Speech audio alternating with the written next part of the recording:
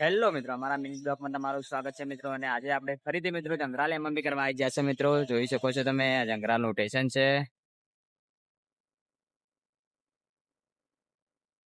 અને મિત્રો આજે તારીખ છે 8 માર્ચ મિત્રો 2026.